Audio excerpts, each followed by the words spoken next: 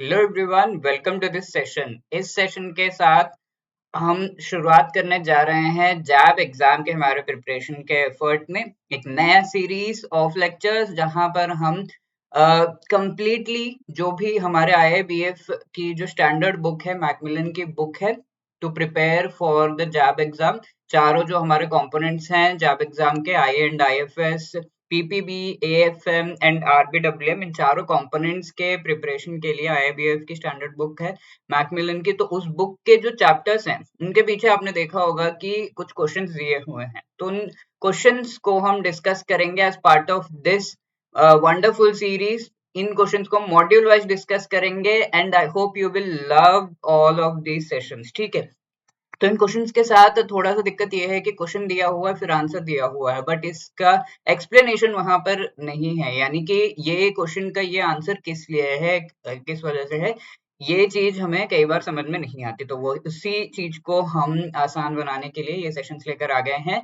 इस particular session में हम Indian economy and Indian financial system का मॉड्यूल ए, इसमें जो 11 चैप्टर्स है उन 11 चैप्टर्स के एंड में जो क्वेश्चंस दिए हुए हैं, ईच चैप्टर के एंड में जो क्वेश्चंस दिए हुए हैं उनको हम डिस्कस करेंगे। But before moving ahead, let me remind you, आपके जैब एग्जाम के प्रिपरेशन के लिए आपको हेल्प करने के लिए we have come up with this wonderful course. Edutap का मास्टर कोर्स है जहां पर चारों के चारों जो कंपोनेंट्स हैं, आईईआईएफएस, पीपीबी, एएफएम एंड आरबीडब्ल्यूएम, चारों को बहुत अच्छी तरीके से जो है पढ़ाया जाता है।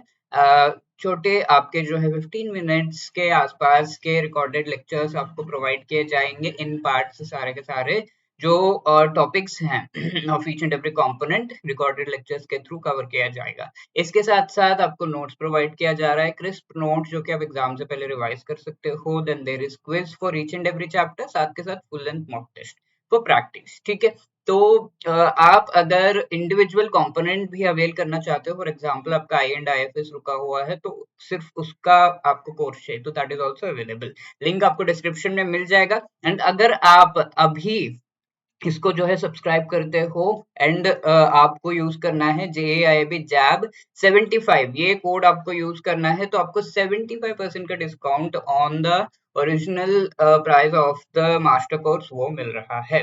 तो हरी अप, राइट।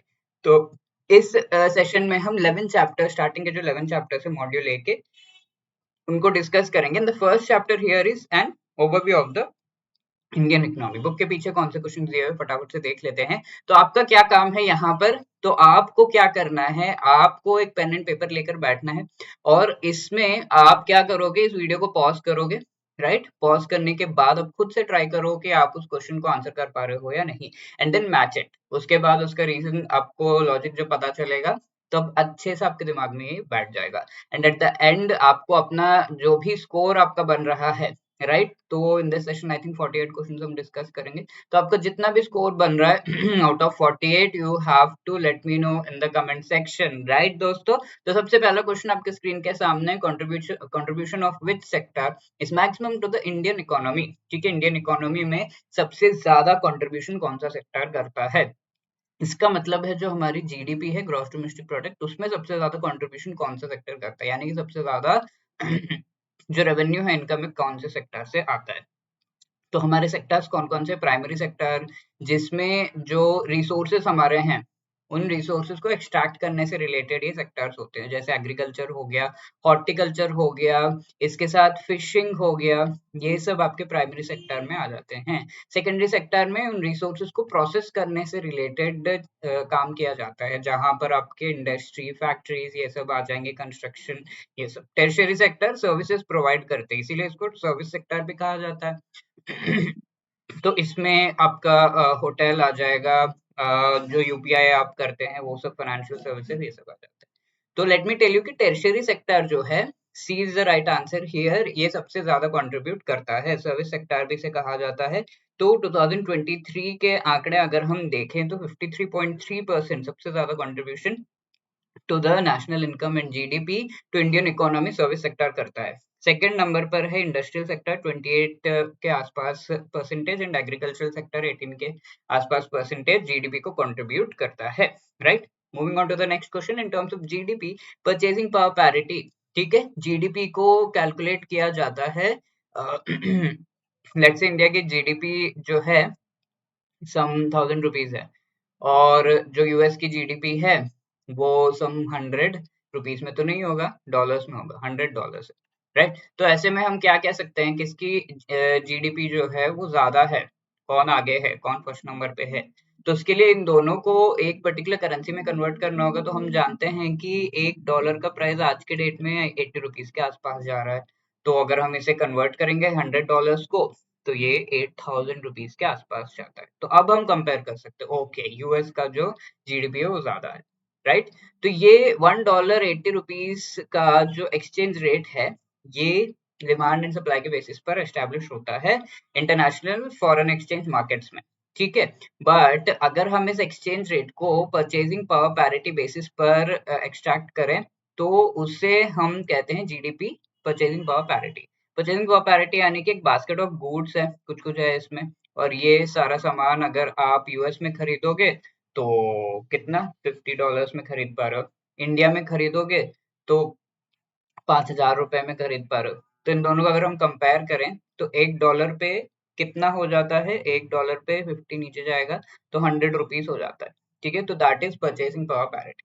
तो इस तरीके से, राइट। तो इस तरीके से कैलकुलेट करने पे इंडिया का नंबर कौन सा है, तो इंडिया थर्ड नंबर पर है। India is third ranking in this way, ठीक है। जीडीपी को ऐसे जब हम कैलकुलेट करेंगे तो इंडिया का रैंक थर्ड आता है। वैसे तो इंडिया फिफ्थ या उससे पीछे है। नॉर्मली जीडीपी इस तरीके से, ये ऊपर वाला जो मैंने आपको बताया, एक्सचेंज रेट्स के थ्रू अगर हम कैलकुलेट करेंगे, बट परचेसिंग पावर पैरिटी के बेसिस पर India is on third. That is a very great thing, and ये क्वेश्चन एग्जाम में पूछा भी गया है। थर्ड क्वेश्चन आपके सामने, as per the Angus Maddison database. तो एंगस मेडिसिन डेटाबेस हिस्टोरिकली जो इकोनॉमिक आंकड़े हैं उनको निकाल के जो है बताता है। इस डेटाबेस में ये सारी इंफॉर्मेशन होती है। फॉर एग्जांपल इंडिया का क्या क्या इकोनॉमिक, मैक्रो इकोनॉमिक हम कह सकते हैं पैरामीटर्स थे जब ब्रिटिश रूल कर रहे थे। फॉर एग्जांपल जीडीपी कितना था, जीडीपी ग्रोथ कितना था, ट्रेड वॉल्यूम किस तरीके का था इंडिया का, एक्सपोर्ट्स कितना करते थे, ये सारी चीज, ठीक है। तो इस डेटाबेस में शेयर कितना इंडिया का शेयर था ग्लोबल जीडीपी में, वो चीज पूछा जा रहा है 1680 में, ठीक है। अभी 2024 हो रहा है, बट 1600 जो ईयर था उस ईयर में कितना था। तब ब्रिटिशर्स अभी तक जो है अच्छे से उनका रूल इंडिया में नहीं आया है। इंडियंस ही जो है सारा का सारा ट्रेड एंड जीडीपी इकोनॉमी सब संभाल रहे थे उस समय। तो कितना परसेंटेज है इंडिया का शेयर ग्लोबल जीडीपी में, यानी कि ग्लोबल जीडीपी अगर ₹100 है, ₹100 है, तो इसमें इंडिया ने कितना कंट्रीब्यूट किया इंडिया का इनकम कितना है, तो ₹100 में ₹23 के आसपास इंडिया का इनकम होता था, ठीक है। आप देख सकते हो ऑलमोस्ट वन फोर्थ जो है इंडिया का इनकम है, राइट। तो दैट वाज इतना, इस वजह से इंडिया को सोने की चिड़िया कहा जाता था उस समय, विच वाज एब्सोल्युटली करेक्ट। तो C is the right answer here. Fourth question, as per the World Bank classification Indian economy is a dash economy, ठीक है। तो वर्ल्ड बैंक की क्लासिफिकेशन पर कैपिटा इनकम के बेसिस पे होती है। तो what is per capita income, GDP divided by population. अगर हम करेंगे इंडिया का, लेट्स से इंडिया की जीडीपी ₹1000 है और 100 लोग रहते हैं इंडिया में, तो कितना हो गया पर पर्सन ₹10 पर कैपिटा, यानी कि पर पर्सन कितना जो है इनकम बनता है। तो दैट, ठीक है। हमें भी कुछ लाख रुपए बताए गए हैं, बट देखते हैं, राइट। तो ₹10 इस तरीके से पर कैपिटा इनकम को कैलकुलेट किया जाता है। And then per capita income कौन सी कंट्री का कितना है वो देखकर उसके बेसिस पर वर्ल्ड बैंक जो है इंटरनेशनल इंस्टीट्यूशन, ये क्लासिफाई करता है इकोनॉमीज को चार जो कैटेगरीज है उनमें, ठीक है। तो what are this four categories, four categories are low income, lower middle income, upper middle income and high income countries, ठीक है। तो इंडिया इनमें से कहां पर आता है, तो दैट यू शुड नो कि इंडिया एक्चुअली आता है लोअर मिडिल इनकम में। ऐसा क्यों, अगर हम जो क्लासिफिकेशन का बेसिस है वो देखें, तो पर कैपिटा इनकम अगर 1135 $1085, तो 2024 का अगर हम देखें तो $1135 से कम या उसको इक्वल है, तो then we will call it a low income. 1136 से $4465 के आसपास है, तो उसे हम लोअर मिडिल कहेंगे। 4466 से 13000 इतना, और हाई इनकम होगा इससे ज्यादा होगा। तो इंडिया का कितना होता है, अगर 2021 के आंकड़े हमारे पास है, तो $1947 आ रहा है। तो ये कौन से जो सेट में आएगा, ये वाला, isn't it 1136 से 4000, तो उसमें आ रहा है। तो इंडिया का क्या क्लासिफिकेशन है? India is a lower middle income country, right? So B is the right answer here, right? तो वो थे 4 questions of first chapter. Second chapter क्या है? Sectors of Indian economy. फटाफट से डिस्कस कर लेते हैं। तो ये क्वेश्चन नंबर जो है कंटिन्यूशन में मैंने दे रखा है, तो fifth question, which is not a component of the primary sector. ठीक है, प्राइमरी सेक्टर में क्या नहीं आता है? तो मैं बता चुका हूँ प्राइमरी सेक्टर क्या होता है। तो इसके एग्जांपल्स हम देख चुके हैं, एग्रीकल्चर, फॉरेस्ट्री हो गया, फिशिंग हो गया। फॉरेस्ट्री से भी, फॉरेस्ट में आप जाएंगे, सामान आई मीन पेड़ों से जो है रिसोर्सेज हम एक्सट्रैक्ट कर सकते हैं। तो ये तीनों ही आपके प्राइमरी सेक्टर में आते हैं। बट मैंने आपको कहा था कंस्ट्रक्शन कौन से सेक्टर में आता है? सेकेंडरी। ठीक है, तो the correct answer is A, secondary sector में कंस्ट्रक्शन आता है। Moving on, quaternary sector is a part of dash. देख रहे हो आप कितने सिंपल क्वेश्चन जो बुक के पीछे वो पूछे गए हैं, बट एग्जाम में थोड़ा सा आई एंड आईएफएस की अगर मैं बात करूं, थोड़ा सा लेवल अप करके ही क्वेश्चंस आते हैं। बट हाफ मार्क के जो क्वेश्चन है, जैसे कि आप देख रहे हो यहाँ पर ये मॉड्यूल ए में, तो फैक्ट बेस्ड क्वेश्चन सारे के सारे आते हैं। बहुत ज्यादा एक्सप्लेनेशन यहाँ पर होगे नहीं, बट देन थोड़ा तो आप लॉजिक समझ सकते हो। तो क्वार्टरनरी सेक्टर ये किसका पार्ट है? जैसे यहाँ पर थोड़ा लॉजिक है राइट। तो सर्विस सेक्टर, इसके बारे में हम जानते हैं। तो सर्विस सेक्टर में सारे सर्विसेज आ गए। अब इन सर्विसेज में कुछ सर्विसेज थोड़े स्पेशल होते हैं। फॉर एग्जांपल, अगर कोई इंटेलेक्चुअल सर्विस कर रहा है, फॉर एग्जांपल मैं पढ़ा रहा हूँ, राइट, तो एक इंटेलेक्चुअल सर्विस है। कोई क्रिएटिव सर्विस कर रहा है, फैशन डिजाइन, राइट, तो ऐसे लोगों को हम क्लासिफाई करते हैं अंडर क्वार्टरनरी सेक्टर। ठीक है, क्वार्टरनरी सेक्टर। रिसर्च वर्क हो गया, ये सब आपका क्वार्टरनरी सेक्टर में आता है। अब कोई जो है बहुत ही बड़ा नेता है, यानी कि लीडरशिप से रिलेटेड, सॉरी ये टेढ़ा टेढ़ा लिख रहा हूँ मैं, लीडरशिप से related, for example chief minister, prime minister हो गए, ब्यूरोक्रेट्स हो गए, ये सारे आपके आते हैं इन द क्वीनरी सेक्टर। ठीक है, क्वीनरी सेक्टर। तो नॉर्मली ये सारे भी सर्विसेज है, तो ये सर्विस सेक्टर के अंडर ही आते हैं, लेकिन इनको एक स्पेशल नाम दे दिया गया है, यानी कि क्वार्टरनरी एंड क्वीनरी सेक्टर, ये दोनों आपके हो जाएंगे sub sectors, sub sectors of which, of these are the sub sectors of service sector. ठीक है, क्योंकि ये सारे भी सर्विस सेक्टर के अंडर ही आएंगे, बट इनको स्पेशल एक नेम दे दिया गया, quaternary and quinary sector. So quaternary sector is a part of, तो ये सब सेक्टर किसका है? एग्रीकल्चर का है, सर्विस सेक्टर का, इंडस्ट्रियल या फॉरेन, तो सर्विस सेक्टर का ये एक sub sector. So B is the right answer here. Okay, seventh question, black revolution is connected to dash. ठीक है, ब्लैक रेवोल्यूशन किससे कनेक्टेड है? तो सारे रेवोल्यूशन जो है वो किस किस से कनेक्टेड है, एटलीस्ट ये तो आपको याद होना चाहिए। कुछ रेवोल्यूशंस में, यानी कि ये सारे रेवोल्यूशन, कौन सा रेवोल्यूशन सर? जो रशिया में हुआ तो वो नहीं, जो एग्रीकल्चरल रेवोल्यूशंस इंडिया में हुए हैं, एग्रीकल्चर रिलेटेड रेवोल्यूशंस जो इंडिया में हुए हैं, उनकी पूरी लिस्ट है। तो वो आपको कुछ चीजें, कुछ एस्पेक्ट्स तो याद रखना है। First thing that you need to remember is which revolution is related to what. ठीक है, किससे रिलेटेड है, कौन सा जो वेजिटेबल या फिर जो भी फूड प्रोडक्ट है उससे रिलेटेड है। देन फादर दिया हुआ है, फादर ऑफ रेवोल्यूशन, वो भी आपको याद, ठीक है, दो चीजें एटलीस्ट आप याद रख लो तो बहुत अच्छा होगा। इनसे रिलेटेड क्वेश्चंस पूछेंगे। तो ब्लैक रेवोल्यूशन किससे रिलेटेड है? एक्स से रिलेटेड है कि नहीं? एक्स का जो है उसे हम सिल्वर रेवोल्यूशन कहते हैं, बनाना का कोई रेवोल्यूशन नहीं है। पेट्रोलियम से रिलेटेड है ब्लैक रेवोल्यूशन। ठीक है, तो पल्सेस जो है इसका है प्रोटीन रेवोल्यूशन। मोदी जी ने 2020 में इससे रिलेटेड बहुत ज्यादा जो है डेवलपमेंट करने की बात की। तो सिल्वर रेवोल्यूशन जो है ये एक्स से रिलेटेड है, राइट? तो यू शुड नो दिस। तो करेक्ट आंसर क्या बन जाता है? Petroleum C. ओके, तो moving on, which sector contributes most to the national output? GDP को सबसे ज्यादा कंट्रीब्यूशन कौन सा सेक्टर करता है? अगेन सिमिलर क्वेश्चन पहले जो पूछा गया है वो ही पूछा गया है, तो बहुत ज्यादा हम यहाँ पर जो है ये नहीं करेंगे। Agriculture, industry, manufacturing, services. So we know services, D is the right answer. ठीक है, सॉरी। नाइन्थ क्वेश्चन आपके सामने, which sector provides maximum employment in India? Maximum employment कौन सा सेक्टर प्रोवाइड कर रहा है, ये पूछा गया है।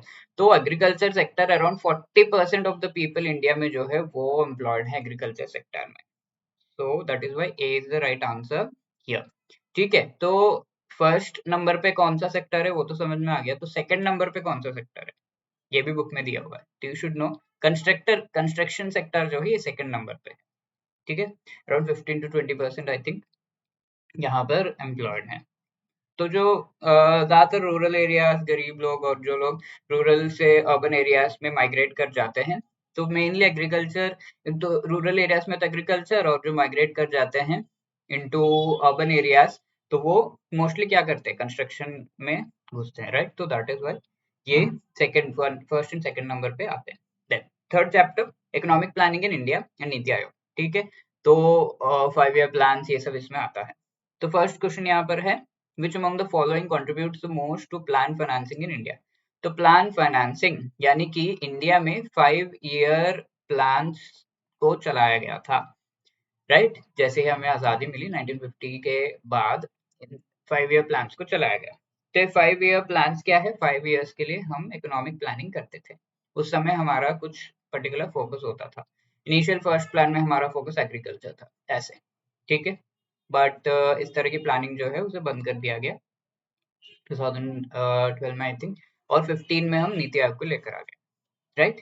तो ये प्लान फाइनेंसिंग इसे कहते हैं। तो इन प्लान्स को अकम्प्लिश एंड इम्प्लीमेंट करने के लिए फाइनेंस प्रोवाइड करना है, तो वो कौन करेगा? हम का मतलब कौन है? Government of India. तो गवर्नमेंट ऑफ इंडिया कहाँ से ये पैसे लाएगा? एक तो गवर्नमेंट ऑफ इंडिया को टैक्स वगैरह बहुत सारी रेवेन्यू होती है जनरली, तो उसे डोमेस्टिक बजटरी सोर्सेस कहते हैं। ठीक है, बजट में जो मेंशन्ड होते हैं ये सारी चीजें, रेवेन्यू बजट आपका जो है होता है, तो उसमें मेंशन्ड है, तो रेवेन्यू ये सब जो होता है, that is one thing. The other thing is deficit financing. इसका मतलब होता है आरबीआई ने पैसे दिए, सिंपल हिंदी में बोलूँ तो आरबीआई ने पैसे दिए, that is deficit financing simply. और not just RBI, RBI is a major source, इसके अलावा भी कई मल्टीलेटरल और कई इंस्टीट्यूशन देते हैं। फॉरेन असिस्टेंस कई बार यूएसए कहता है रे लो, रखो रखो, काम आएंगे, इस तरीके से पैसे दे देता है, या तो लोन में या तो ग्रांट्स में। ग्रांट में क्या होता है, आपको लौटाने की जरूरत नहीं है, लोन में आपको you have to return that money along with the interest. ठीक है, तो ऐसे असिस्टेंस फॉरेन से भी मिलता है। तो सबसे ज्यादा कंट्रीब्यूशन कौन सा जो मेथड है या फिर कौन सा टाइप का जो सोर्स है उससे होता है, ये पूछा गया है। तो we have a very good idea here कि जो डोमेस्टिक सोर्सेस हैं, डोमेस्टिक बजटरी सोर्सेस हैं, तो उन सोर्सेस से सबसे ज्यादा जो है कंट्रीब्यूशन मिलता है फॉर दिस। ठीक है, तो is the right answer. Moving on, who is the chairman of NITI Aayog? Very fact based question. NITI Aayog के चेयरमैन है हमारे प्रधानमंत्री जी, प्राइम मिनिस्टर। ठीक है, not president, not RBI governor, finance minister नहीं, so B is the right answer. ठीक है, fact based question. Moving on, what was the period of ninth 5 year plan? Ninth 5 year plan का पीरियड क्या था, ये पूछा जा रहा है। तो 5 ईयर प्लान्स के जो पीरियड है, थोड़ा सा अगर आप सीक्वेंस में याद रख लोगे, याद हो जाएगा आपको। तो ninth 5 year plan actually 1997 to 2002 इस समय पर हुआ था, राइट। तो फर्स्ट 5 ईयर प्लान यहाँ पर जो है 1950s में लाया गया था, तो दैट।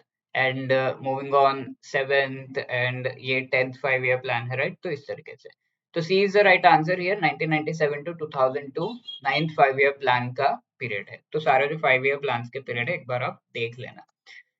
गरीबी हटाओ, alleviate poverty is the motto of which 5 year plan? तो जैसे ही आप ये नारा सुनते हो तो आपको कोई एक पर्सनालिटी जो है वो याद आनी चाहिए। तो हमारे देश की वुमेन जो प्राइम मिनिस्टर है इंदिरा गांधी जी, उनका ये नारा था मेनली। तो उनका एजेंडा मेनली यही था। ठीक है, तो ये कौन से 5 ईयर प्लान के समय में वो उनका जो है गवर्नमेंट था, तो it was during 5th and 6th 5 year plan. ठीक है, तो 6th 5 ईयर प्लान में गरीबी हटाओ का नारा वो लेकर आते हैं। तो the correct answer here is T, right. Then fourth chapter, काफी इंपॉर्टेंट चैप्टर है ये, right. Role of priority sector and MSME in the Indian economy. तो इस चैप्टर में कौन कौन से क्वेश्चन से देख लेते हैं। विच among the following is not a priority sector? तो ये काफी बढ़िया क्वेश्चन है। प्रायोरिटी सेक्टर ये किस तरह के सेक्टर होते हैं? ऑब्वियसली प्रायोरिटी वाले सेक्टर होते हैं, ये ऐसे सेक्टर है जहां पर बहुत ज्यादा जो पीपल एम्प्लॉयड होते हैं। ठीक है, एम्प्लॉयमेंट इंटेंसिव सेक्टर्स होते हैं, people are employed a lot here, तो ऑब्वियसली एक आंसर, एक जो प्रायोरिटी सेक्टर हो जाएगा एग्रीकल्चर हो जाएगा। ठीक है, इसी तरीके से इसके साथ साथ जो पीपल यहाँ पर एम्प्लॉयड हैं ज्यादातर वीकर सेक्शंस के हैं, रूरल एरियाज के हैं, then it becomes a priority sector. ठीक है, तो वीकर एरियाज के, तो ये प्रायोरिटी सेक्टर का डेजिग्नेशन देके इन सेक्टर्स को किस तरीके से हेल्प किया जा रहा है। तो ये जो सेक्टर्स है ये प्रायोरिटी किसके लिए है, बैंक्स के लिए है स्पेशली। तो बैंक्स लोन्स देते हैं, है ना, तो ये लोन्स में से कुछ पर्टिकुलर परसेंटेज कंपल्सरीली बैंक्स को इन प्रायोरिटी सेक्टर में काम करने वाले लोग या फिर इंस्टीट्यूशंस या फिर जो फर्म्स है, कंपनीज है, उन्हें देना होगा। ये चीज मैंडेट की गई है by the reserve bank of India. तो दैट इज व्हाई ये जो प्रायोरिटी सेक्टर है इससे रिलेटेड टारगेट्स दिए गए हैं, प्रायोरिटी सेक्टर को लेंड करने के लिए टारगेट दिए गए। तो that is why these targets are called PSL targets या पीएसएल नॉर्म्स, राइट। तो ये प्रायोरिटी सेक्टर में कौन कौन आता है ये पूछा जा रहा है, कौन कौन से सेक्टर्स आते हैं एसेंशियली, या फिर सॉरी यहाँ पे पूछा जा रहा है कौन सा नहीं आता है। ठीक है, लिस्ट में से कौन सा नहीं है, information technology, social infrastructure, MSME, agriculture. तो सोशल इंफ्रास्ट्रक्चर, एमएसएमई, एग्रीकल्चर ये सब डेफिनेटली प्रायोरिटी सेक्टर में आता है। इंफॉर्मेशन टेक्नोलॉजी ये नहीं आता, आईटी में काम करने वाले लोग लाखों कमाते हैं राइट, उन्हें लोन्स की क्या जरूरत है और वो लोन लेते भी नहीं, राइट। तो A is the right answer here, I hope that is clear. और ये सारे प्रायोरिटी सेक्टर देख लेते हैं एक बार। एग्रीकल्चर है, एमएसएमई यहाँ पर है, उसमें जो लोग काम कर रहे हैं फर्म से उनको they need money, export credit, education, housing, social infrastructure, renewable and weaker sections, ये सभी जो है प्रायोरिटी सेक्टर है और इनको लोन्स देने से रिलेटेड बहुत ही अच्छे तरीके से banks have to make their efforts. ठीक है, एंड ये प्रायोरिटी सेक्टर में रिसेंटली कुछ को ऐड किया गया है, बैंक फाइनेंस स्टार्टअप्स को दिया जाना चाहिए, ऑल्दो स्टार्टअप में वी कैन नॉट से कि वीकर सेक्शंस है, but then they need the bank finance, bank credit की रिक्वायरमेंट होती है काफी ज्यादा, तो उसको प्रमोट करने के लिए, स्टार्टअप्स को प्रमोट करने के लिए ऑब्वियसली ये किया गया है। सोलर पावर प्लांट्स को ये एस्टेब्लिश कर रहा है तो उन्हें भी लोन्स देना होगा अंडर पीएसएल, और PSL loans solar power plant establish करने वालों को अगर दिया जा रहा है तो वो टारगेट जो है फुलफिल होता है बैंक्स का। कंप्रेस्ड बायोगैस प्लांट्स अगर कोई एस्टेब्लिश कर रहा है उनको भी जो लोन दिए जा रहे हैं वो भी प्रायोरिटी सेक्टर के अंडर आएंगे, राइट। ये चीजें आपको याद रखनी है। Next question, as per the new definition of MSME, investment in plant and machinery और equipment does not exceed for a micro enterprise, कितना से जो है एक्सीड नहीं होना चाहिए investment in plant and machinery. ठीक है, MSME, micro small medium enterprise. ठीक है, तो ये अलग अलग टाइप्स के एंटरप्राइजेस या फिर कंपनीज या फिर हम कह सकते हैं फर्म्स हैं, राइट। माइक्रो एंटरप्राइज, तो माइक्रो यानी कि सबसे छोटा, स्मॉल, और तीसरा क्या है, मीडियम। तो इनको किस तरीके से क्लासिफाई किया गया है, और इन सभी को क्लासिफाई करने के बाद लेट्स से मेरी एक कंपनी है जिसका इतना अमाउंट मैंने उस कंपनी में लगाया और उसमें से जो प्रॉफिट मुझे हो रहा है वो इतना आ रहा है। तो इन दोनों चीजों के बेसिस पर एक्चुअली जो एंटरप्राइजेस हैं, कंपनीज हैं, फैक्ट्रीज हैं, उनको क्लासिफाई किया जाता है into micro small medium enterprises. क्या क्या दो चीजें, कि आपका कैपिटल कितना लगा, initial capital in plant and machinery equipment, और आपका टर्नओवर कितना है, एक साल के बाद आपको कितना प्रॉफिट हो रहा है। ठीक है, कितना पैसा आ रहा है एक्चुअली, दैट इज टर्नओवर। तो उनके बेसिस पर, राइट। तो माइक्रो की अगर हम बात करें तो 1 करोड़ जो है, अगर ये माइक्रो एंटरप्राइजेस एक्चुअली उनमें इतना मनी अगर लाया जा रहा है तो देन वी कैन से कि डेफिनेटली ये जो है माइक्रो एंटरप्राइज में क्लासिफाई किए जा सकते हैं, और इनका टर्नओवर का लिमिट क्या है, 5 करोड़ का है। ठीक है, तो ऐसे माइक्रो एंटरप्राइज। तो यहाँ पर क्या पूछा गया, इन्वेस्टमेंट का लिमिट कितना है वो पूछा गया है, तो इन्वेस्टमेंट का लिमिट क्या है, 1 करोड़। तो P is the right answer here. तो ये डेफिनेशन पहले दूसरी थी, बीच में 2019 आई थिंक इसे चेंज किया गया। तो ये जो डेफिनेशन पहले थी वो डेफिनेशन अगर हम देखें तो वो कैसे है, वो मैन्युफैक्चरिंग और सर्विस एंटरप्राइज के लिए अलग डेफिनेशन था। यहाँ पर सिर्फ इन्वेस्टमेंट को कंसिडर किया जाता था। तो माइक्रो मैन्युफैक्चरिंग में कितना 25 लाख से कम, और स्मॉल में क्या है, इन्वेस्टमेंट अगर 5 करोड़ से कम है तो वो स्मॉल हो जाएगा, मीडियम क्या है 10 लाख, 2 करोड़ और 5 करोड़ सर्विस एंटरप्राइज का। अब इसे चेंज कर दिया गया और मैन्युफैक्चरिंग एंड सर्विस सेक्टर्स में जो एंटरप्राइजेस है उनके लिए सेम डेफिनेशन है।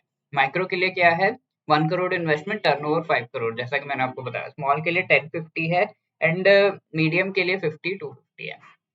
ठीक है, तो आप एटलीस्ट इन्वेस्टमेंट अगर याद रख लो तो आप आराम से टर्नओवर कितना है, लिमिट है वो बता सकते हो। तो इन्वेस्टमेंट क्या है, 1, 10, 50, ये आपको याद रखना होगा। तो इनका 5 टाइम्स करो, 5, 10 का 5 50, 50 का 5 टाइम्स 250। तो ये टर्नओवर आपको याद रखने की जरूरत नहीं है, इन्वेस्टमेंट बस याद रखना है, 1, 10 एंड 50 है। ठीक है, तो ये जो है डेफिनेशन आपको याद रखनी है। I hope this is clear. Next, which is not one of the pillars of the make in India program. तो मेक इन इंडिया प्रोग्राम के कुछ पिलर्स है। पिलर्स का मतलब क्या होता है, मेन जो एम है, मेन जो टारगेट्स है, उनको पिलर्स कहा जाता है। ठीक है, तो कौन सा इनमें से नहीं है वो पूछा जा रहा है। तो new processes, new infrastructure, new government, new sector, इनमें से कौन सा नहीं है पूछा जा रहा है। तो ऑब्वियसली थोड़ा सा भी अगर हम अपना कॉमन सेंस भी अगर यूज कर ले तो हम कह सकते हैं न्यू गवर्नमेंट क्यों होगा किसी भी पर्टिकुलर प्रोग्राम का। मेनली न्यू गवर्नमेंट जो है ये एक पिलर नहीं होगा। So this is not one of the pillars, right. तो new process, new infrastructure, new government, new sectors में से न्यू गवर्नमेंट जो है वो नहीं है। इसके बदले क्या है, यहाँ पे न्यू माइंडसेट है। ठीक है, न्यू माइंडसेट। पहले क्या था गवर्नमेंट का माइंडसेट कि सारे पब्लिक एंटरप्राइजेस होने चाहिए, प्राइवेट सेक्टर के साथ ज़्यादा जो है कोलैबोरेट नहीं करते थे। बट अभी क्या है, प्राइवेट सेक्टर के साथ कोलैबोरेट कर रहे हैं, even in the space sector, even in the आगे जाके एटॉमिक एनर्जी में भी शायद कर रहे हैं। तो ऐसे, तो that is why C is the right answer here. Okay, तो ये सारे पिलर्स आप देख सकते हो यहाँ पर, सारी चीजें मेक इन इंडिया से रिलेटेड 2014 में से लॉन्च किया गया था। Ministry of commerce and industry nodal ministry है। New process, new infrastructure, new sector, new mindset, ये जो है इसके पिलर्स है। 17th question, which among the following is not a part of the ये पीएलआई सेक्टर। ठीक है, तो प्रोडक्शन बेस्ड जो ये इंसेंटिव्स दिए जाते हैं, प्रोडक्शन लिंक्ड इंसेंटिव्स, ठीक है, पीएलआई। तो ये जो इंसेंटिव्स दिए जाते हैं वो अलग अलग सेक्टार्स को दिए जाते हैं। इनमें से कुछ सेक्टार्स को इस स्कीम के तहत इंक्लूड किया गया है। तो कौन से सेक्टर से वो पूछा जा रहा है और कौन सा उसमें से नहीं है। ये जो लिस्ट दी गई है इनमें से कौन सा नहीं है। Pharmaceutical drugs, food products, speciality steel and agriculture. तो production linked incentive agriculture sector को नहीं दिया जाता। ये मेनली मैन्युफैक्चरिंग जो सेकेंडरी सेक्टर है उसके लिए ये स्कीम है। ठीक है, तो एग्रीकल्चर तो प्राइमरी में आ जाता है, तो ये नहीं है। अगेन इसी लॉजिक को हम जो है दूसरे तरीके से भी कर सकते हैं कि सारे यहाँ पर आप मेनली जो देख रहे हो वो सब ये तीनों जो है सेकेंडरी सेक्टर में आते हैं। फूड प्रोडक्ट्स यानी कि फूड प्रोसेस करने के बाद जो प्रोडक्ट्स आते हैं, तो वो सेकेंडरी में आ गया, क्योंकि फैक्ट्री में प्रोसेस करना होगा। फॉर एग्जाम्पल ब्रेड, बिस्किट, ये सब प्रोसेस करना होगा। देन तो स्पेशलिटी स्टील ये सब सेकेंडरी में आता है, ये प्राइमरी में। तो ऑड वन आउट भी हम थोड़ा सा कर सकते हैं। तो ये मॉड्यूल ए बी में ही आपका ए में लगेगा मेनली फैक्ट्स, क्योंकि यहाँ पर है, बीसीडी में आपका नहीं लगेगा। तो दैट इज द थिंग। तो यहाँ पर आप देख सकते हो कौन कौन से सेक्टर्स है। फार्मास्यूटिकल ड्रग्स यहाँ पर है, फूड प्रोडक्ट्स है, स्पेशलिटी स्टील है, लेकिन आपका एग्रीकल्चर नहीं आ रहा है इसमें। 2020 में ये स्कीम लॉन्च की गई थी। स्कीम के तहत प्रोडक्शन अगर कोई बढ़ा रहा है तो गवर्नमेंट उसे इंसेंटिव जो है पैसों के रूप में देती। Fifth chapter, infrastructure including social infrastructure. तो इसमें क्या हो रहा है, which among the following is not a hard infrastructure, ये पहला क्वेश्चन है। तो यहाँ पर क्या पूछा जा रहा है, हार्ड इंफ्रास्ट्रक्चर इनमें से कौन सा नहीं है। ठीक है, तो health care, roads, ports and airports. तो इंफ्रास्ट्रक्चर दो टाइप्स के हैं, सॉफ्ट एंड हार्ड, राइट। तो what is soft infrastructure, what is hard infrastructure. तो सॉफ्ट इंफ्रास्ट्रक्चर यानी कि इन ये ऐसे इंफ्रास्ट्रक्चर है जो जिनके बिना इकोनॉमी चल नहीं सकती। इकोनॉमी एक्चुअली इनके बिना वर्क नहीं कर सकती। डायरेक्ट कंट्रीब्यूशन तो शायद नहीं है इकोनॉमी में। फॉर एग्जांपल पुलिस, पुलिस नहीं होगी तो इकोनॉमी नहीं चल पाएगी, राइट। यहाँ इसी तरीके से अगर लोगों की हेल्थ सही नहीं है तो इकोनॉमी कैसे चलेगी, लोग काम नहीं कर पाएंगे, दिमाग नहीं लगा पाएंगे, तो नहीं हो पाएगा। तो दैट इसके बिना इकोनॉमी मेनली चल नहीं सकती। तो दैट इज सॉफ्ट इंफ्रास्ट्रक्चर। अब हार्ड इंफ्रास्ट्रक्चर क्या है, जो हमारे लार्ज फिजिकल नेटवर्क्स हैं उन्हें हम कहते हैं हार्ड इंफ्रास्ट्रक्चर। तो फिजिकल नेटवर्क्स कौन कौन से हैं? We can say roads, rail, pipeline और एयर जो नेटवर्क है हमारा, ऑल ऑफ दैट, एयरपोर्ट्स, ये सब। ठीक है, तो रोड्स, पोर्ट्स, एयरपोर्ट्स, ये सारे हमारे हार्ड इंफ्रास्ट्रक्चर में आ जाते हैं। कौन सा हार्ड में नहीं आता? हेल्थ के। ठीक है, ये सॉफ्ट इंफ्रास्ट्रक्चर में आता है। So A is the right answer. Moving on, 19th, which among the following is not a green infrastructure? तो नाम से आपको पता चल रहा है, ग्रीन इंफ्रास्ट्रक्चर यानी कि ये जो प्लांट्स हैं एंड एनिमल्स हैं, even human beings, all the living beings, उनको प्रोटेक्ट करने से रिलेटेड इंफ्रास्ट्रक्चर। ठीक है, तो अगर हम देखें wild life sanctuaries, wild life को प्रोटेक्ट करते हैं। बर्ड सैंक्चुरी, बर्ड्स को प्रोटेक्ट करते हैं। टाइगर रिजर्व, टाइगर्स को प्रोटेक्ट करते हैं। बट नेशनल हाईवे किसको प्रोटेक्ट करता है? मारता है एक्चुअली। हाईवेज अगर ऐसे एरिया से जा रहे हैं तो ऑब्वियसली काफी एक्सीडेंट्स होते हैं जिनमें जानवर जान गंवाते हैं, राइट? तो national highway is not a green infrastructure, although से बनाने की कोशिश की जा रही है। नेशनल हाईवे के दोनों तरफ जो है पेड़ वेड़ कई जगह जहाँ फीजिबल है लगाए जा रहे हैं, दैट, राइट? तो this is the B is the right answer here. I hope it is very clear, simple चीज है। Which among the following is not a pillar of national education policy 2022? ठीक है, तो नेशनल एजुकेशन पॉलिसी एक्चुअली 2020 में launch हुई थी। And ये जो एजुकेशन पॉलिसी है, इसमें भी again important AIIMS and targets जो है दिए गए हैं।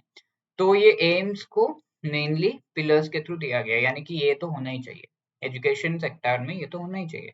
तो क्या है? Accessibility, equity, quantity, accountability. तो एक्सेसिबिलिटी यानी कि एजुकेशन का एक्सेस सबको मिलना चाहिए, सब पढ़ाई करने के योग्य हैं तो उन्हें वो एक्सेस मिलना चाहिए। इसी तरीके से इक्विटी यानी कि जिसको कमी है किसी चीज की, वो फुलफिल करके उसे आगे बढ़ाने का काम करना चाहिए। ठीक है, that is what is equity. सबको इक्वल लाने की कोशिश करनी चाहिए, तो दैट इज इक्विटी। तो इसमें जिसको कमी है उसी को हम हेल्प करेंगे, बाकियों को नहीं करेंगे। जो कर सकता है वो तो अपने से कर लेगा। जो कमा सकता है, पेरेंट्स कमा रहे हैं तो ऑब्वियसली उन्हें मनी हेल्प की जरूरत नहीं है। बट जिन लोगों के पेरेंट्स थोड़े पुअर है तो they need help, government helps them, that is equity. तो yes, this is also required in education, this is required. तो ये दोनों पिलर्स हैं। क्वांटिटी ये नहीं है, क्वालिटी है भाई, not quantity. Quality of education होना चाहिए एंड अकाउंटेबिलिटी होना चाहिए। जो कई सारे गवर्नमेंट स्कूल्स में क्या देखते हैं हम कि टीचर्स जाते नहीं है, या फिर जाते हैं थोड़ा सा पढ़ा के आ जाते हैं, ऐसा कुछ। तो अकाउंटेबल नहीं है, नोबडी इज देयर जो जिनको वो अकाउंटेबिलिटी शो कर सके। तो that is the thing. So the correct answer here कौन सा पिलर नहीं है? C, quantity is the right answer. तो what are the pillars actually of this national education policy? ये जो है एक्सेस, क्वालिटी, इक्विटी, ये सब मैं बता चुका हूँ। एंड अफोर्डेबिलिटी, अफोर्डेबल होना चाहिए एजुकेशन। कई सारे कोर्सेस इतने महंगे हैं तो कैसे पढ़ेंगे बेचारे? तो अफोर्डेबल भी होना चाहिए। तो इन पिलर्स के साथ इस एजुकेशन पॉलिसी को आगे बढ़ाया जा रहा है।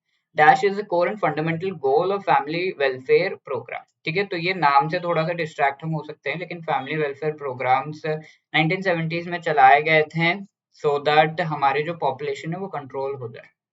बट हुई नहीं, एंड आज के डेट में we are the number 1 in population. ठीक है, सबसे लार्जेस्ट पॉपुलेशन इंडिया में है, दैट इज द थिंग। तो main fundamental and core goal क्या है फैमिली वेलफेयर प्रोग्राम्स का? क्या ये बेटर एजुकेशन है? क्या ये हायर लिटरेसी है, क्वालिटी फूड है, या पॉपुलेशन मैनेजमेंट है? आप ही बता सकते हो answer, right? So D is the right answer. ये now sixth chapter, globalisation impact क्या था इंडिया पे? First question, globalisation is defined as a rise in dash among the Nations.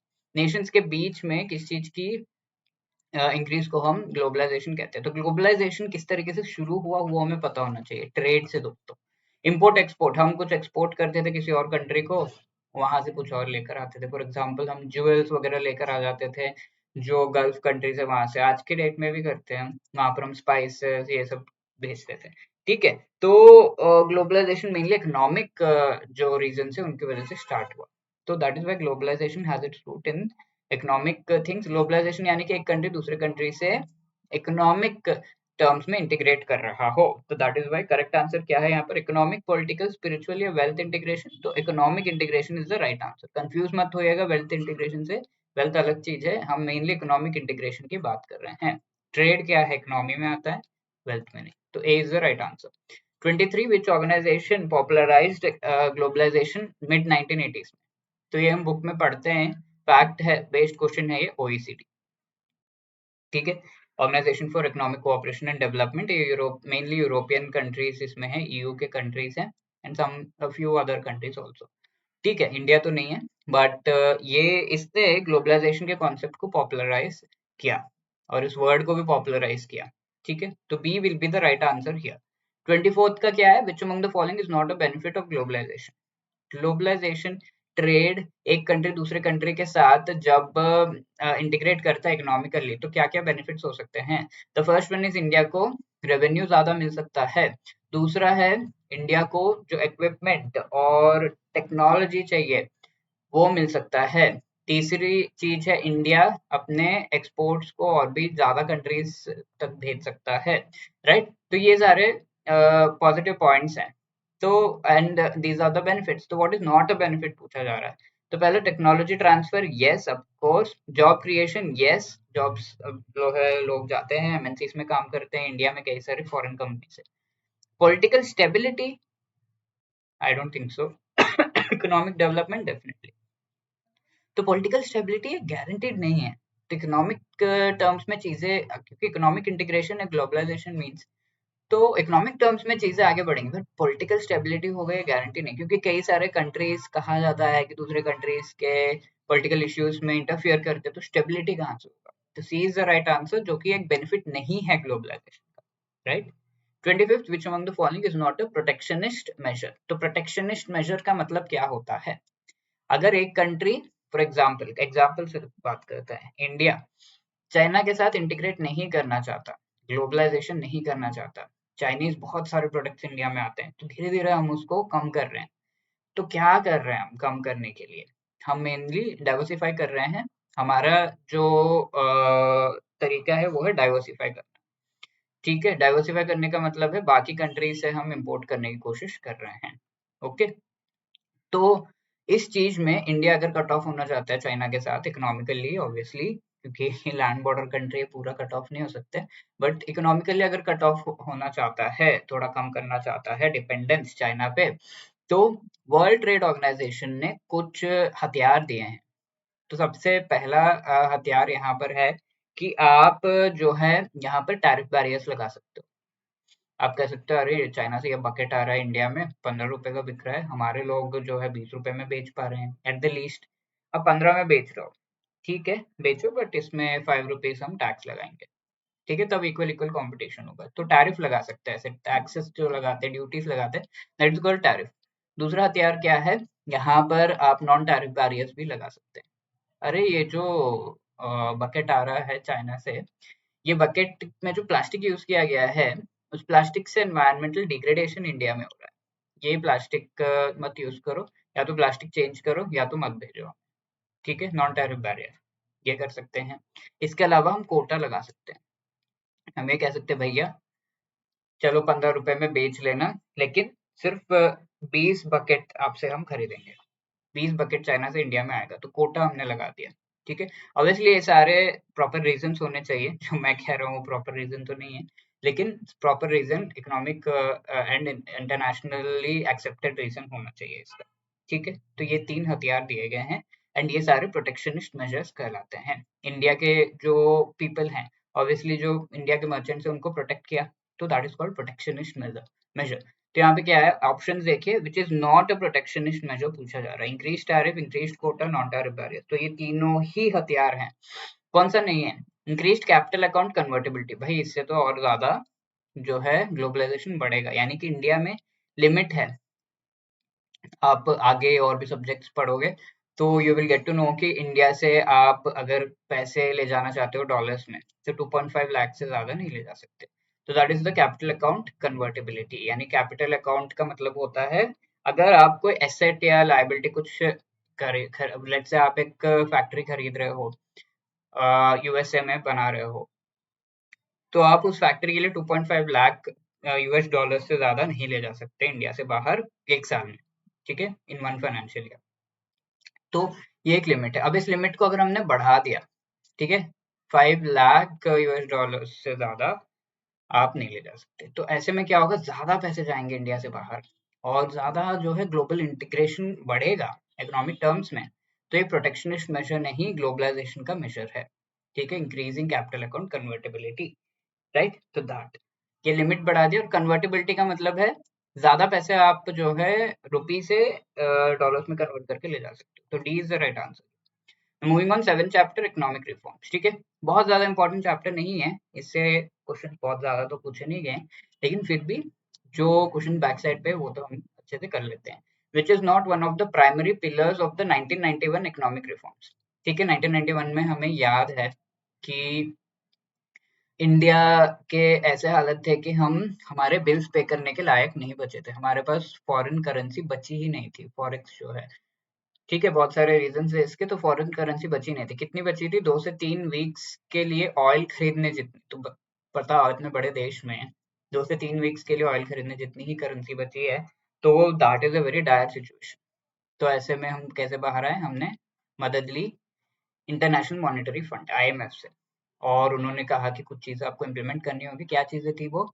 LPG, ठीक है, लिबरलाइजेशन, प्राइवेटाइजेशन एंड ग्लोबलाइजेशन, ठीक है। तो LPG reforms हम लेकर आए। लिबरलाइजेशन, हमारे जो बहुत ज्यादा टैक्सेस थे, इंपोर्ट ड्यूटीज, ये वो कम करो, लाइसेंस राज चलता था उसे हटाओ।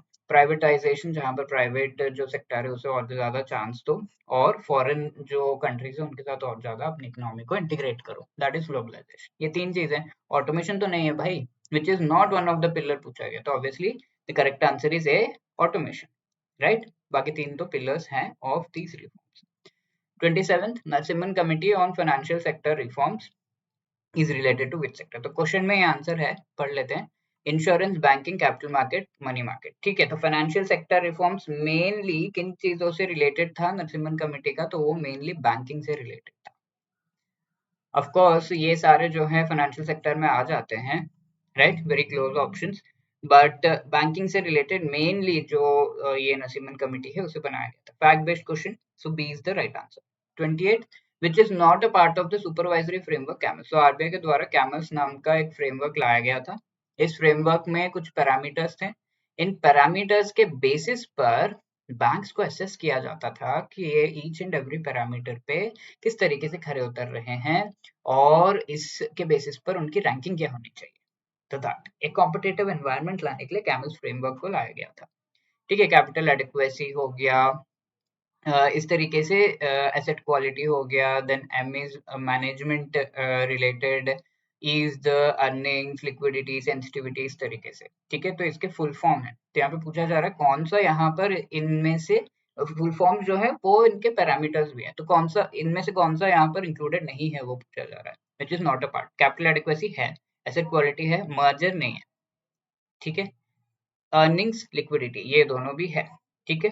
तो 5 ऑप्शंस दिए हैं यहाँ पर, बट 5 ऑप्शंस वाला क्वेश्चन रेयरली आता है, शायद ही आया है। तो yes, C is the right answer. क्या क्या है इसमें? कैमल्स में C for capital adequacy, A for asset quality, M for management quality, earnings, liquidity, sensitivity, ठीक है। तो ये पैरामीटर्स है, इसको आपको याद रखना होगा, तो 2-3 बार पूछा गया है, तो this is important. 29 which among the following is not an instrument used by Indian corporate sector to access funds from international capital markets? ठीक है, इंटरनेशनल कैपिटल मार्केट से लेट्स से आपको जो है न्यूयॉर्क स्टॉक एक्सचेंज या फिर New York USA वहां से पैसे चाहिए, राइट। इंडिया में तो आप ले ही रहे हो, इंडिया में तो आप उठा ही रहे हो पैसे, बट वहां से भी चाहिए अपने बिजनेस के लिए, तो इनमें से कौन सा आप यूज नहीं करोगे, ये कहा जा रहा है, राइट। तो एडीआर, एडीआर क्या है? American depository receipts. तो इसके थ्रू क्या होता है, हम बिना अमेरिकन मार्केट में एंटर किए अपने शेयर्स को एक्चुअली किसी और कंट्री के स्टॉक एक्सचेंज पे बेच सकते हैं, ठीक है। तो लेट्स से 10 शेयर्स का एक डिपॉजिटरी रिसीट इन्होंने बना दिया, तो that is called the depository receipt, ठीक है। अमेरिका में अगर ये है तो अमेरिकन डिपॉजिटरी रिसीट। तो इससे क्या है, हम शेयर्स अगर वहां पर बेच रहे हैं तो वहां से पैसा उठा रहे हैं। ग्लोबल डिपॉजिटरी रिसीट किसी और कंट्री में अगर है, यूरोप और कहीं और होगा, तो global depository receipt. Then the next one is foreign currency convertible bonds. तो ये फॉरेन करेंसी में है, तो ऑब्वियसली फॉरेन में ही ये बॉन्ड्स मिलते होंगे, एंड यस, या फिर हम जो है ये बॉन्ड्स इशू कर रहे हैं, एंड हम क्या कर रहे हैं, इससे फॉरेन करेंसी में पैसे ले रहे हैं, एंड देन उसे कन्वर्ट करके यूज कर रहे हैं, तो दैट, तो ये तीनों ही जो हैं ऐसे इंस्ट्रूमेंट्स है जो कि हम फॉरेन कंट्रीज से पैसे उठाने के लिए यूज कर सकते हैं। आईपीओ क्या है? इंडिया में इश्यू किया जाता है, ठीक है। You must be having idea on this.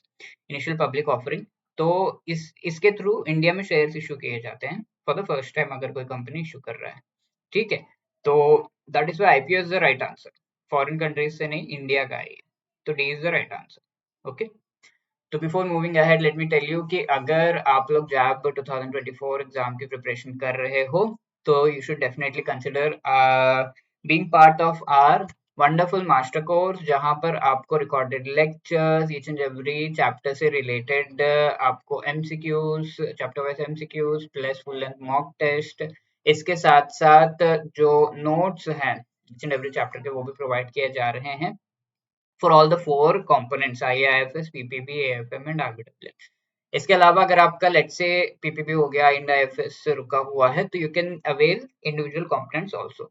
In courses को अवेल करने के लिए लिंक डिस्क्रिप्शन में दिया हुआ है। एंड अगर आप अभी इन कोर्सेज को अवेल करते हो JAIIB 75 जैब 75 ये कोड यूज करके, then you will get 75% discount on the price of the course.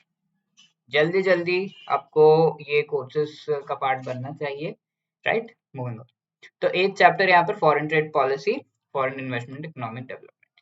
The foreign trade policy 2015-20 targeted to increase India's merchandise and export service export to dash by 2019-20, ठीक है। तो ये पहले का फॉरेन ट्रेड पॉलिसी से related information book में है। तो इस फॉरेन ट्रेड पॉलिसी के हिसाब से इंडिया का जो एक्सपोर्ट्स है वो कितना बढ़ाने से रिलेटेड जो है टारगेट हमारा था। तो again fact based question, the correct answer here is $900 billion actually. A is the right answer. 31, FDI from Pakistan is placed under, Pakistan से जो भी फॉरेन डायरेक्ट इन्वेस्टमेंट आएगा, FDI FPI दो तरह के इन्वेस्टमेंट होते हैं, ठीक है, FPI या FII, ठीक है। तो FDI क्या होता है? डायरेक्ट इन्वेस्टमेंट, यानी कि कोई फॉरेनर इंडिया, लेट से मेरी कंपनी है, मेरी फैक्ट्री है, उसमें जो है 70% इन्वेस्ट कर रहा है डायरेक्टली, तो जो भी प्रॉफिट होगा उसका 70% या फिर उससे ज्यादा जो भी कॉन्ट्रैक्ट है उसके हिसाब से उसे देना पड़ेगा, मुझे देना पड़ेगा उसे।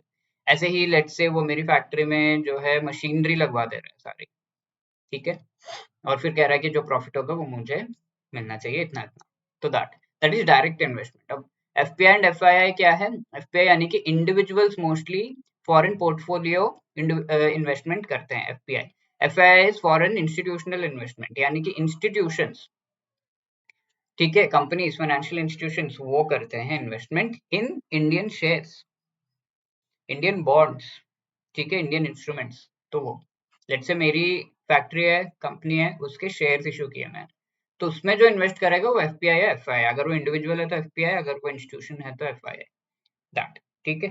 तो ऐसे एफडीआई अगर पाकिस्तान से इंडिया में आने लगे फ्रीली तो क्या होगा? तो सारे एक्चुअली यहीं पे होंगे, ठीक है। तो obviously this is one thing जो दिमाग में रखते हुए, क्योंकि ये चीज दिमाग में रखते हुए एफडीआई पर जो है लिमिट लगाई गई, and then automatic and government route के थ्रू, इंडिया में दो रूट्स के थ्रू एफडीआई आता है। ऑटोमेटिक रूट यानी कि गवर्नमेंट की यहाँ पर परमिशन लेने की जरूरत नहीं, बट गवर्नमेंट रूट में क्या होता है, गवर्नमेंट पूरी तरीके से देखेगा कि कितने पैसे आ रहे हैं, अलाउ करना है या नहीं, तो परमिशन गवर्नमेंट की डेफिनेटली लेनी है।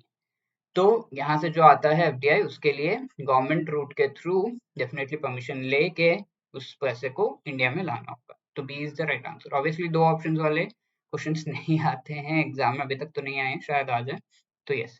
32, FDI limit in private banking, ठीक है। Public banking and private banking में अलग अलग लिमिट्स है। तो प्राइवेट बैंकिंग में एफडीआई लिमिट क्या है? तो एफडीआई लिमिट का मतलब क्या है कि मैंने आपको बताया ना कि मेरी कंपनी है, उसमें 70% जो है पैसा किसी और ने लगाया है, तो ऐसे दैट इज 70% ओनरशिप उनकी है। तो वो कितना ओनरशिप मैक्सिमम हो सकता है, ठीक है, फॉरेनर्स का प्राइवेट बैंक्स में? तो द लिमिट इज 74% का ओनरशिप हो सकता है। अब ये ऑटोमेटिक है, ठीक है, ऑटोमेटिक यानी कि बिना गवर्नमेंट के परमिशन। अब 74 से ज्यादा आप जो है स्टेक ले रहे हो तो गवर्नमेंट की परमिशन के थ्रू करना होगा ये चीज प्राइवेट बैंक्स में। गवर्नमेंट बैंक्स में ये क्या है, 20%, ओनली ऑटोमेटिक 20% इतना ही, ठीक है, इससे ज्यादा नहीं हो सकता। तो the correct answer is C, ठीक है, 74, यू कैन सी हियर। तो कुछ इंपॉर्टेंट जो नंबर्स आपको याद होने चाहिए, एग्रीकल्चर एनिमल हस्बेंड्री में 100% ऑटोमेटिक रूप से आता है, राइट। इसी तरीके से और क्या याद होना चाहिए आपको, यू कैन, ये वाला जो पेज है इधर, बैंकिंग प्राइवेट सेक्टर 74%, अब 49% तक, सॉरी 49% तक ऑटोमेटिक है, 49 से 74 गवर्नमेंट रूट के अंडर है, और 74 से ज्यादा अलाउ नहीं किया जाता, ठीक है। तो थोड़ा सा अलग बता दिया मैंने, बट देन यस 49% तक ऑटोमेटिक है, एंड देन उसके बाद government route. Banking public sector में 20% गवर्नमेंट रूट से है, it is not automatic. Credit information companies में कितना है, 100% ऑटोमेटिक रूट से आ सकता है, ठीक है। इंफ्रास्ट्रक्चर कंपनी, सिक्योरिटीज मार्केट में 49%। तो ये वाले जो है एटलीस्ट ये सब आपको थोड़ा सा याद करना चाहिए, इतना जो है। इंश्योरेंस में कितना है, 74% ऑटोमेटिक। पेंशन सेक्टर में 49% ऑटोमेटिक। पावर एक्सचेंज में कितना है, 49% automatic. White level ATM operations में 100% ऑटोमेटिक रूप से आ सकता है। फाइनेंशियल सर्विसेज जो RBI, SEBI, IRDA, any other regulator provide कर रहा है, उस सर्विसेज में 100% ऑटोमेटिक रूप से एफडीआई आ सकता है। तो एटलीस्ट इतने 27 to 34 आप याद कर लो, आ सकता है एग्जाम में। FDI in India is prohibited in which of the following sectors, कौन से सेक्टर में एफडीआई प्रोहिबिटेड है, तो कुछ सेक्टर्स है जिनमें एफडीआई प्रोहिबिटेड है, defence, irrigation, health, lottery business. So the correct answer is lottery business. इसके साथ साथ gambling, betting, chit funds, real estate business, farm house और मैन्युफैक्चर ऑफ सिगार्स, ये सारे जो हैं और जो भी प्राइवेट सेक्टर के लिए ओपन नहीं है, एटॉमिक एनर्जी, रेलवे ऑपरेशंस वगैरह, इसमें foreign direct investment is prohibited for now, ठीक है। तो दैट प्रोहिबिटेड यानी कि उसमें फॉरेनर्स इन्वेस्ट ही नहीं कर सकते, दैट थिंग, ये सेक्टर्स में। Which of the following is known as hot money, hot money किसे कहा जाता है, तो हॉट मनी क्या है, जो लेट्स से एफडीआई के थ्रू किसी ने इन्वेस्ट किया है, तो उन्होंने स्टेक में इन्वेस्ट किया है, 70% स्टेक है मेरी कंपनी में जो है, उन्होंने मशीनरी लगवा दी है, तो वो क्या जल्दी से मशीन, मेरा सारा मशीनरी जो है तुम रख लो, मुझे पैसे दे दो, मैं निकलना चाहता हूँ, तो ये जल्दी से हो सकता है क्या ऐसा, तो जल्दी से हाथ अपना चिटका नहीं सकते एफडीआई के थ्रू इन्वेस्ट करने पे। बट जो एफपीआई या एफआईआई है वो जल्दी से निकल सकते हैं, क्यों, क्योंकि उन्होंने शेयर्स में इन्वेस्ट किया, शेयर किसी और को बेचो, निकलो, ठीक है। तो that is why the money which comes from FPI is called hot money. FII क्या, इंस्टीट्यूशन से वो जनरली ऐसा नहीं करते, बट इंडिविजुअल्स बहुत ज्यादा ऐसा करते हैं, ठीक है, क्योंकि उन्हें कमाना होता है, शेयर ऑब्वियसली वैल्यू कम हो रहा है, तो they will sell and go to another country. तो that is why hot money किसको कहते हैं, एफपीआई को कहते हैं। So C is the right answer. Moving on, chapter number 9, very important chapter, international economic organisations. First question इसमें, when did India become a member of International monetary Fund, IMF का member India है और कब बना, तो 1944 में actually Bretton Woods conference होता है, उसमें दो इंस्टीट्यूशंस को एस्टैब्लिश किया जाता है जिन्हें ब्रेटन वुड्स इंस्टीट्यूशंस कहा जाता है, ठीक है। दो इंस्टीट्यूशंस कौन से हैं, आईबीआरडी एंड आईएमएफ, ठीक है, ये दोनों को ब्रेटन वुड्स इंस्टीट्यूशंस कहा जाता है। आईबीआरडी आज के डेट में क्या है, वर्ल्ड बैंक, ठीक है। तो ये क्या है, national bank for Reconstruction and development, ठीक है, इसका मतलब हम आगे देखेंगे। तो आईएमएफ जब 1944 में बनाया गया था, ब्रेटन वुड्स कॉन्फ्रेंस में भी इंडिया पार्ट था, यानी कि इंडिया फाउंडिंग मेंबर है आईएमएफ का, और 1945 में एक्चुअली आईएमएफ का मेंबर, फुल मेंबर जो है बन गया, ठीक है। चीजों को साइन करते करते एक साल लग गया, तो 1945 में। So A is the right answer.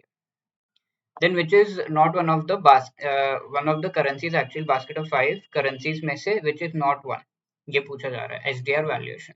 तो एचडीआर आईएमएफ के द्वारा इशू किया गया एक रिजर्व एसेट है, राइट। यानी कि अगर इंडिया के पास, लेट्स से आपके पास $10 है, तो कितने रुपीज होंगे, क्योंकि $1 पे 80 रुपीज मिलता है, तो 800 रुपए एक्सचेंज करके आपको दे देंगे, 800 या उससे थोड़ा सा कम, 750 लेट्स से, राइट। तो ऐसे ही अगर किसी कंट्री के पास एचडीआर है, तो लेट्स से 10 एचडीआर है, तो इसका कुछ एक्सचेंज वैल्यू होता है रुपीस में, लेट्स से 100 रुपीज, ठीक है। तो ईच एचडीआर पे कितना है, 10 रुपए, तो ऐसे, तो एक्सचेंज वैल्यू होता है 10 एचडीआर है तो 100 रुपीज, या फिर ये HDR each and every currency के साथ एक्सचेंज किया जा सकता है, और डॉलर्स, $10 लेट्स से, और अगर आपको चाइनीज करेंसी चाहिए तो वो, ठीक है। तो इस तरीके से अगर आपके पास ये 10 एचडीआर है, तो आप इसे एक्सचेंज कर सकते हो किसी भी करेंसी के लिए with IMF, that is the thing. तो ये SDR की वैल्यू 5 करेंसीज पे डिपेंड करती है। और कौन से है ये 5 करेंसीज? ये एक्चुअली है US dollar, Canadian dollar, Japanese yen या चाइनीज रेमनिनबी। चाइनीज रेमनिन चाइनीज करेंसी का नाम है। तो 5 करेंसीज में इनमें से कौन सा नहीं आता है वो पूछा जा रहा है। तो the correct answer is Canadian dollar, B. ठीक है, कौन कौन सा आता है फिर? US dollar, euro, Japanese pound sterling जो कि ब्रिटिश करेंसी है, चाइनीज करेंसी। ठीक है, तो ये 5 करेंसीज एक्चुअली इस बास्केट का पार्ट है। ओके, तो B is the right answer.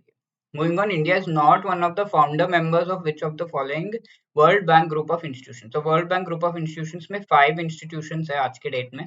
तो IBRD के रूप में ये एस्टैब्लिश हुआ था। अब ये पूरा जो है वर्ल्ड बैंक ग्रुप कहलाता है। तो वर्ल्ड बैंक ग्रुप में IBRD जो है वो एक अलग से बन गया है। Then we have International Development Association IDA, then MIGA है, ओके, IFC है, and fifth one is I think ये डिस्प्यूट रेजोल्यूशन से रिलेटेड एक और जो है पार्ट है। ठीक है, तो ये वर्ल्ड बैंक के 5 जो है हम कह सकते हैं इंस्टीट्यूशंस एस्टैब्लिश कर दिए। तो ये सारे मिलकर वर्ल्ड बैंक ग्रुप का पार्ट कहलाते हैं, राइट। तो यहाँ पर लगभग सभी जो वर्ल्ड बैंक ग्रुप के ये सारे जो एस्टैब्लिश किए गए थे, उस समय इंडिया जो है उन कॉन्फ्रेंसेस का पार्ट था। इसी वजह से इंडिया को फाउंडिंग मेंबर कहा जाता है। तो इनमें से किसका फाउंडिंग मेंबर नहीं है पूछा जा रहा है, तो मिगा का फाउंडिंग मेंबर नहीं है। ठीक है, so C is the right answer here. तो वर्ल्ड बैंक ग्रुप में कौन कौन से हैं? International Bank for Reconstruction and Development, International Development Association, International Finance Corporation, Multilateral Investment Guarantee Agency and then International Centre for the Settlement of Investment Dispute, ICSID। ठीक है, तो ये बोल रहा था मैं।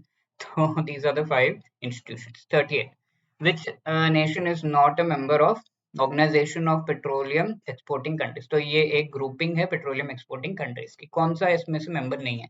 तो ये एक चीज बहुत अच्छे से हमारे बुक में दी हुई है कि कतार इसमें से निकल गया था। ठीक है, कुवैत, सऊदी अरेबिया, UAE, कतार is not a member, so D is the right answer here. आज के डेट में कौन से मेंबर्स है? Algeria, Congo, equatorial Guinea, Gabon, Iran, Iraq, Kuwait, Libya, Nigeria, Saudi Arabia, UAE and Venezuela. ठीक है, कतार इसमें नहीं है। 39, is India member of regional comprehensive economic partnership RCEP का मेंबर है क्या इंडिया? तो यहाँ पे आंसर क्या होगा? यहाँ पर एक्चुअली RCEP का मेंबर इंडिया था, लेकिन इसमें 2 मेजर इश्यूज आ जाते हैं जिनकी वजह से वो निकल गया। तो फाइनल जो बना उसमें RCEP का मेंबर इंडिया नहीं है। तो the correct answer here is A, no. तो इसमें एक्चुअली साउथ एशियन कंट्रीज हम कह सकते हैं and a few other countries, उन्होंने वो मिलकर RCEP बना रहे थे।